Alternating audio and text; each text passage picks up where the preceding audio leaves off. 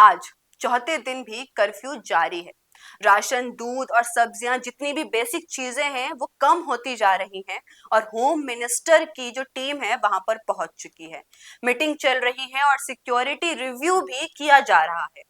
लेकिन ये सिर्फ एक कर्फ्यू की स्टोरी नहीं है।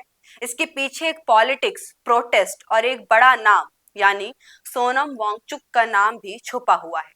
आज हम इस पूरे मुद्दे को, इस पूरे सिनेरियो को समझेंगे, तो प्लीज इस वीडियो को आखिरी तक जरूर देखिएगा। नमस्कार दोस्तों, मैं हूं अरीशा गजल और आप देख रहे हैं द फैक्ट इंडिया। तो दोस्तों, फिलहाल लेह में हालात जो है वो बद से बदतर होती जा रही है। लोग घरों के अंदर बंद हैं, मार्केट बंद है और जरूरत का जो सामान होता है वो सारा खत्म होते जा रहा है, जिसकी वजह से वहां पे जो मौजूद लोग हैं लद्दाखीज, उनको काफी प्रॉब्लम फेस करना पड़ रहा है।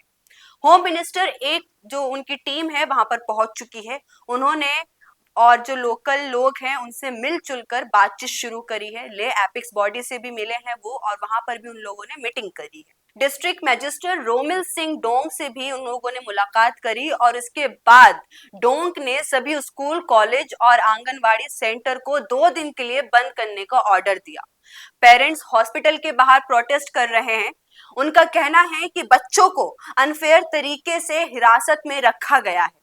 हॉस्पिटल रिपोर्ट्स बता रही है कि करीब 27 लोग यानी 27 पीपल्स आर एडमिटेड। हॉस्पिटल में अभी भी वो लोग एडमिट हैं और 6 लोग जो है उनकी हालत बहुत ज्यादा खराब है। अब बैकग्राउंड को हम समझते हैं कि अगर इतना बड़ा मुद्दा हुआ तो क्यों हुआ और किस वजह से हुआ। दरअसल 24 सितंबर को वायलेंट जो है वो क्लैश होते हैं, जिसमें 4 लोगों की मौत हो जाती है और 80 से ज्यादा लोग घायल हो जाते हैं।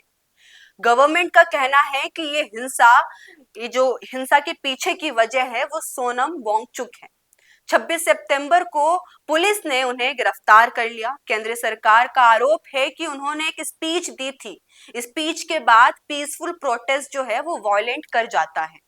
वांगचुक ने अपने भाषण में ये कहा था कि अरब स्प्रिंग और नेपाल के जो जेनजीज आंदोलन कर रहे हैं उनका जिक्र कर दिया था अपनी स्पीच के अंदर। इससे यूथ जो है लद्दाख का वो सड़क पर उतर आता है और हालात जो है वो बद से बदतर हो जाते हैं, जिसका नतीजा, जिसका रिजल्ट हमें देखने को मिलता है कि बीजेपी का जो ऑफिस है वो जलाया जाता है। हिल काउंसिल हेडक्वार्टर, उस पर हमला किया जाता है, चक्का जाम किया जाता है और बाकी जितने भी व्हीकल्स थे रोड पर उन पर आग लगाया जाता है। पुलिस ने अपने बचाव में उनके ऊपर टीयर गैस फेंके, लाठीचार्ज करी और यहाँ तक कि फायरिंग तक करनी पड़ी पुलिस को।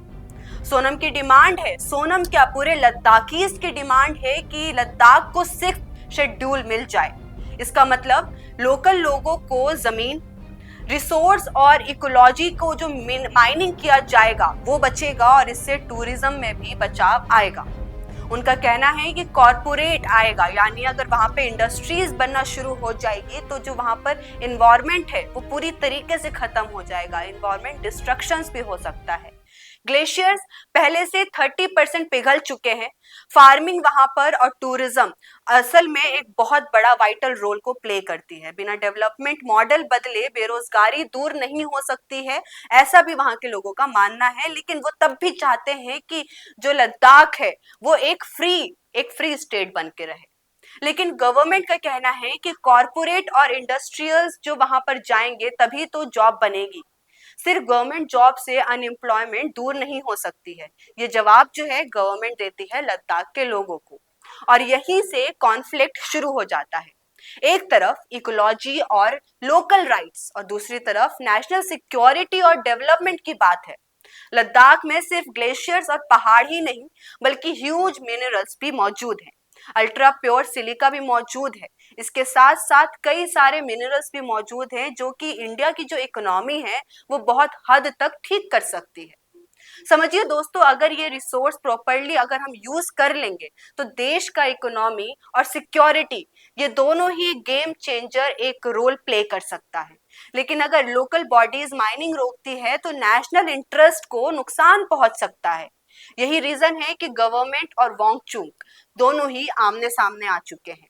इंटरेस्टिंग बात तो यह है कि सोनम वांगचुक, जिनको लोग 3 इडियट के रैंचो से भी जोड़ते हैं और मानते हैं, देश भर में एक हीरो माने जाते हैं और आज इस वक्त गवर्नमेंट के सामने वही खड़े हैं और नाराज खड़े हैं। गवर्नमेंट जो है उनके ऊपर आरोप लगा रही है, एक बहुत बुरी तरीके से उन लोगों ने हंगर स्ट्राइक भी किया था और स्पीचेस भी दिए थे, और पिछले जब प्रोटेस्ट उन लोगों ने शुरू किया था उसमें वो लोग पैदल चलकर दिल्ली भी आए थे प्रोटेस्ट में। वांगचुक कह रहे हैं कि मैंने तो शांति की अपील की थी लेकिन गवर्नमेंट मान नहीं रही है, उन्होंने हालात जो है वो बहुत ज्यादा बिगाड़ दिए हैं और खुद एम्बुलेंस से गांव भाग गए।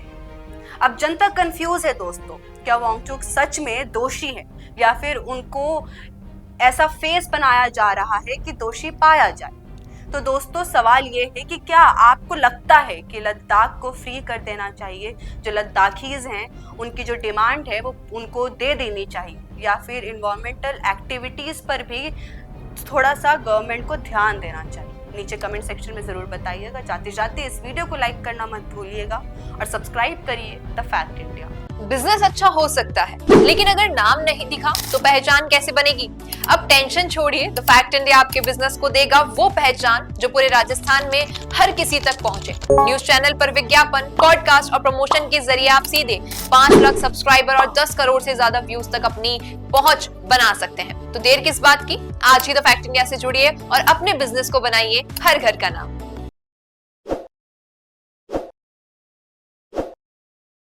ताज़ा खबरों के लिए विजिट करें द फैक्ट इंडिया की वेबसाइट और डाउनलोड करें द फैक्ट इंडिया ऐप।